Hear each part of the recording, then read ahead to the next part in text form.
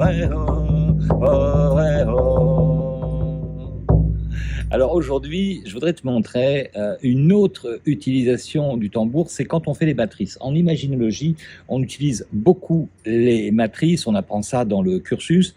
Une matrice, c'est quoi? D'après Jung, c'est la réunification charnelle du père et de la mère. Et en fait, en imagination, on va créer une bulle et on va faire rentrer la personne dedans. Alors, il y a plusieurs manières de créer des matrices. On peut créer une matrice sur la respiration, dans une grotte, en buvant de l'eau d'amour, par exemple. Mais on peut aussi prendre un allié ailé, un oiseau, par exemple, un dragon, même un tapis volant, pour aller dans le ciel et rentrer dans une matrice. Et on a aussi des matrices quand on fait des régressions dans ce qu'on appelle l'interlife, où on va rentrer dans une matrice et là, on va être inspiré, on va recevoir des messages et on va faire des pardons, etc. Enfin voilà, il y a plein d'utilisations, c'est un état de bien-être et on va utiliser en imaginologie les bercements, notamment par des animaux qui vont venir, des couples typiques, archétypaux, comme les éléphants, comme les loups, qui sont des couples formidables, qui vont réparer ce qu'on n'a pas vécu dans notre enfance. Enfin, tout ça, c'est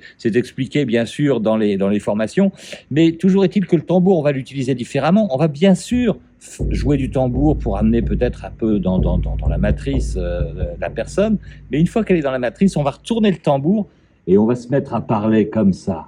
Voilà, à travers la peau du tambour, pour donner l'illusion que la personne entend à travers une membrane. Le son est filtré. Et c'est aussi comme ça qu'on travaille en imaginologie. On rend vivant nos séances et ça impressionne véritablement le subconscient. Et c'est pour ça aussi, je crois, qu'on a des résultats extraordinaires. Bonne journée!